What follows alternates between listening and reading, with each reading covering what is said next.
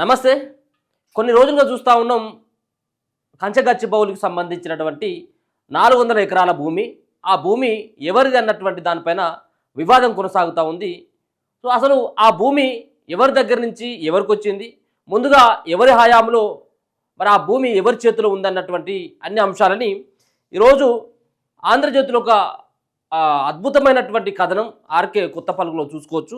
So దానికి సంబంధించినటువంటిది ఒకసారి మనం చూస్తే, కంచె దాటిన వ్యాఖ్యలంటూ ఆర్కే కొత్తపల్లిలో చూసుకోవచ్చు. ఉమ్మడి రాష్ట్రంలో చంద్రబాబు నాయుడు ముఖ్యమంత్రిగా ఉన్నప్పుడు ఫార్ములా 1 రేస్ నిర్వహణ కోసం ఐఎంజీ భారత్ అనే సంస్థకు రాష్ట్ర ప్రభుత్వం కొంత భూమిని కేటాయించింది. ఇందుకోసం హైదరాబాద్ సెంట్రల్ వర్సిటీకి చెందిన 400 ఎకరాలను తీసుకున్నది. ఈ 400 ఎకరాలకు బదులు మరో చోట 397 ఎకరాల భూమిని రాష్ట్ర ప్రభుత్వం సెంట్రల్ వర్సిటీకి కేటాయించింది. అంటే ప్రస్తుతం వివాదాస్పదంగా మారిన 400 ఎకరాలతో సెంట్రల్ యూనివర్సిటీకి సంబంధం లేదనుకోవాలి. ప్రభుత్వం అమ్మాలనుకుంటున్న ఈ 400 ఎకరాలను ఎవరు కొనవద్దని కూడదు అని, ఎవరైనా కొంటే తాము 3 ఏళ్ల తర్వాత తిరిగి అధికారంలోకి వచ్చాక స్వాధీనం చేసుకుంటామని కేటీఆర్ హెచ్చరించడం ఆశ్చర్యంగా ఉంది. ప్రభుత్వ భూమిని వేలం ద్వారా విక్రయించిన తర్వాత దాన్ని తిరిగి స్వాధీనం చేసుకోవడం సాధ్యం కాదని ఆయనకు తెలియదా? ఐఎంజీ భారత్కు కేటాయించిన భూమిని తిరిగి స్వాధీనం చేసుకోవడానికి 25 సంవత్సరాలు పట్టిన విషయం మర్చిపోతే ఎలా?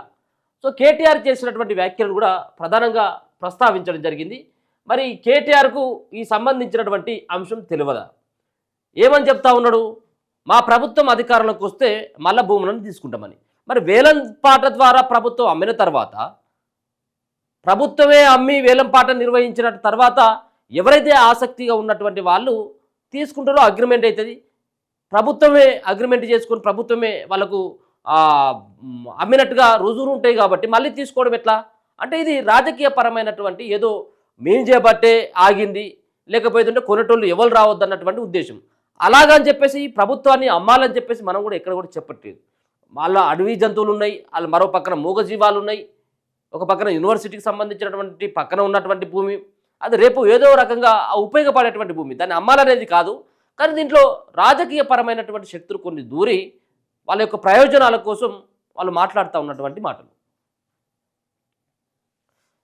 కంచగచ్చిబౌలి భూముల వ్యవహారం ఇంత వివాదాస్పదంగా ఉద్రిక్తంగా మారడానికి కారణాలేమిటి? ఈ భూములకు సంబంధించిన అసలు వాస్తవాలు ఏమిటి? చినికి గాలివానగా మారిన ఈ వ్యవహారంపై అటు న్యాయ వ్యవస్థ, ఇటు ప్రభుత్వం వ్యవహరించిన తీరు సమర్థనీయంగా ఉందా?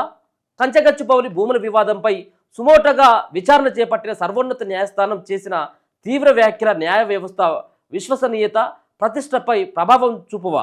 రేవంత్ రెడ్డి ప్రభుత్వం భూములు ఇతర అంశాలతో గోటితో పోయేదాన్ని గొడ్డెల దాకా ఎందుకు తెచ్చుకుంటుంది? ఈ భూముల విషయమై హైదరాబాద్ సెంట్రల్ యూనివర్సిటీ విద్యార్థులు ఎందుకు ఆందోళన చేశారు? ఈ భూములకు యూనివర్సిటీకి సంబంధం ఉందా? ఇత్యాది ప్రశ్నలకు ఇప్పుడు తెలంగాణలో చర్చనీయాంశంగా ఉన్నాయి. కంచగచ్చిబౌలి భూముల వివాదాన్ని సుమోటోగా విచారించిన సర్వోన్నత న్యాయస్థానం ప్రభుత్వ ప్రధాన కార్యదర్శిని వ్యక్తిగతంగా బాధ్యత తీసుకోవాలని, తమ ఆదేశాలను ఉల్లంఘిస్తే అక్కడ చెరువు వద్ద నిర్మించే జైలులో ఉండాల్సి వస్తుందని హెచ్చరించడం కూడా జరిగింది. అయితే సుప్రీంకోర్టు జారీ చేసిన ఉత్తర్వులలో ఈ వ్యాఖ్యలు ఏమీ లేవు. ఈ నెల 16 వరకు ఆ భూములలో ఎలాంటి పనులు చేపట్టకూడదని మాత్రమే సర్వోన్నత న్యాయస్థానం ఆదేశించింది.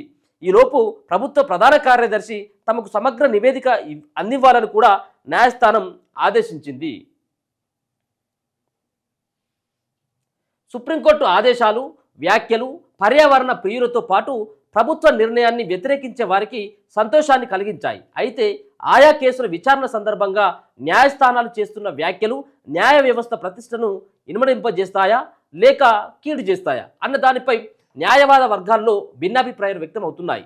కేసుల విచారణ సందర్భంగా న్యాయమూర్తులు చట్టాలను మాత్రమే సమీక్షించాలా లేదా వ్యక్తిగత అభిప్రాయాలను కూడా జోడించవచ్చా అన్న దానిపై కూడా న్యాయ నిపుణులతో కొంతకాలంగా చర్చ జరుగుతున్నది. కేసుల విచారణ సందర్భంగా న్యాయమూర్తులు చేస్తున్న వ్యాఖ్యలు తుది తీర్పు లేదా ఆదేశాలలో భాగం కావడం లేదు. అయినప్పటికీ మీడియాలో వాటికి విశేష ప్రచారం లభిస్తుండటంతో సామాన్య ప్రజానికం ప్రభావితం అవుతున్నారు. సదరు వ్యాఖ్యలను తీర్పులలో భాగంగానే చూస్తున్నారు. ఈ పరిణామం న్యాయ వ్యవస్థ విశిష్టతకు నష్టం కలిగిస్తుందన్న అభిప్రాయం బలంగా ఉంది. కేసులు సుమోటోగా తీసుకుంటున్న విషయంలో కూడా ప్రజల్లో భిన్నాభిప్రాయాలు ఉన్నాయి. కంచగచ్చిబౌలి వ్యవహారాన్ని సర్వోన్నత న్యాయస్థానం సుమోటోగా తీసుకుంది. ప్రతివాది అయిన ప్రభుత్వం అభిప్రాయం కూడా తీసుకోకుండా తదుపరి పనులపై ఈ నెల 16 వరకు స్టే విధించింది. సదరు భూములలో చెట్లు కొట్టివేయడాన్ని పర్యావరణ శాఖ నుంచి అనుమతి పొందారా అని కూడా సర్వోన్నత న్యాయస్థానం ప్రశ్నించింది. నిజమే, అమలులో ఉన్న చట్టం ప్రకారం చెట్లు కొట్టివేయాలంటే ముందస్తు అనుమతి తీసుకోవాలి. అయితే ఏ సందర్భాలలో కూడా ప్రభుత్వాలు ఇలాంటి అనుమతులు పొందడం లేదు. గతంలో జాతీయ రహదారుల నిర్మాణం సందర్భంగా చెట్లు నరికివేయడంపై సుప్రీంకోర్టు స్పందించింది. అప్పుడు కూడా ముందస్తు అనుమతి తీసుకోవాలని ఆదేశించారు. ఈ విషయాన్ని ఆ తర్వాత అందరూ మర్చిపోయారు. ఇలాంటి చట్టం ఒకటి ఉందని చాలా మందికి ప్రభుత్వ అధికారులకు కూడా తెలియదు, తెలిసినా పట్టించుకోరు. అందుకే వర్షాకాలం ప్రారంభమయ్యే లోపు విద్యుత్ శాఖ అధికారులు రహదారులకు ఇరువైపులా ఉండే చెట్ల కొమ్మలను అడ్డదిడ్డంగా నరికివేస్తుంటారు. ఇది సర్వసాధారణం.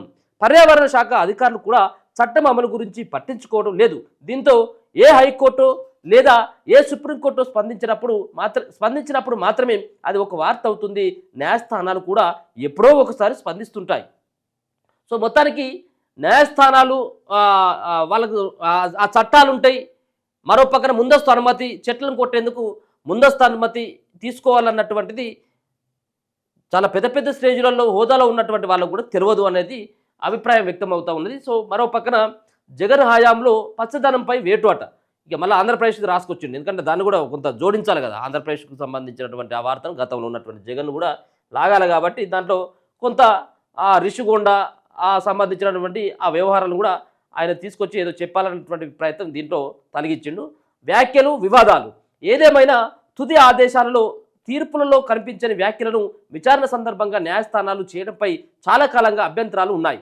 కొన్ని సందర్భాలలో ఈ వ్యాఖ్యలు పరిధి దాటుతున్నాయి. కానీ సామాన్య ప్రజలు మాత్రం ఆ వ్యాఖ్యలను న్యాయస్థానాల తీర్పులో భాగంగానే చూస్తున్నారు.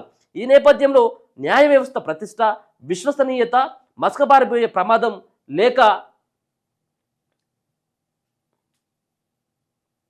లేకపోలేదు. న్యాయ వ్యవస్థ ప్రతిష్టను కాపాడడానికి న్యాయస్థానాలే చొరవ తీసుకోవాలి. అసలు వివాదం ఇప్పుడు కంచగచ్చిబౌలి భూముల పూర్వపరాల్లోకి వద్దాం. ఉమ్మడి రాష్ట్రంలో చంద్రబాబు నాయుడు ముఖ్యమంత్రిగా ఉన్నప్పుడు ఐఎంజీ భారత్ అనే సంస్థకు రాష్ట్ర ప్రభుత్వం కొంత భూమిని కేటాయించింది. ఇందుకోసం హైదరాబాద్ సెంట్రల్ వర్సిటీకి చెందిన 400 ఎకరాలను తీసుకున్నది. ఈ 400 ఎకరాలకు బదులు మరో చోట 397 ఎకరాల భూమిని రాష్ట్ర ప్రభుత్వం సెంట్రల్ వర్సిటీకి కేటాయించింది. అంటే ప్రస్తుతం వివాదాస్పదంగా మారిన 400 ఎకరాలతో సెంట్రల్ యూనివర్సిటీకి సంబంధం లేదనుకోవాలి.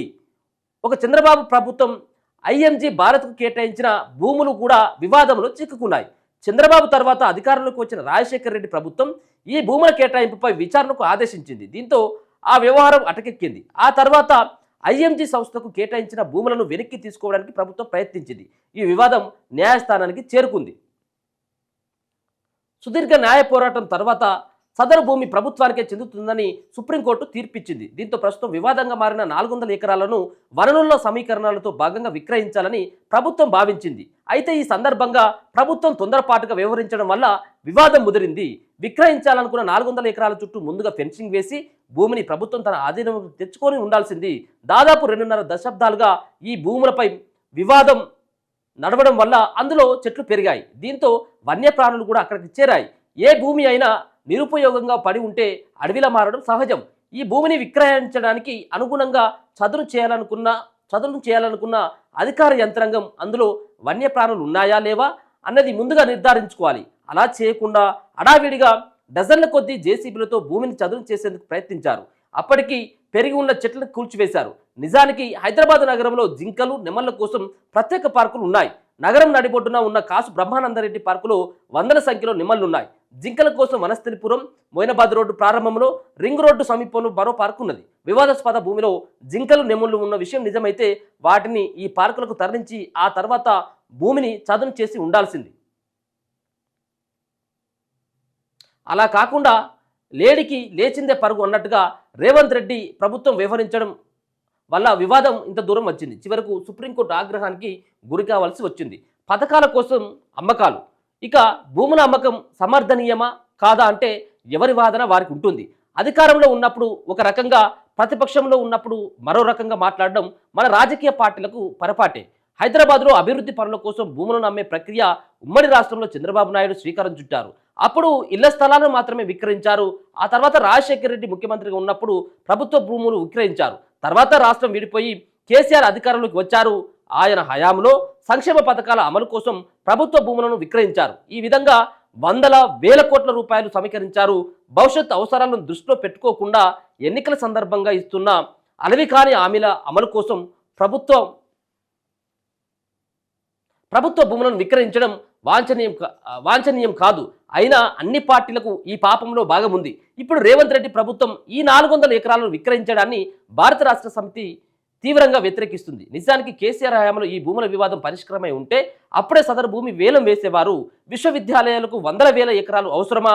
మన రాచరికంలో ఉన్నామా అని అప్పట్లో కేసీఆర్ ప్రశ్నించారు. ఏది ఏమైనా ముఖ్యమంత్రి రేవంత్ రెడ్డి ఇకనైనా ఇలాంటి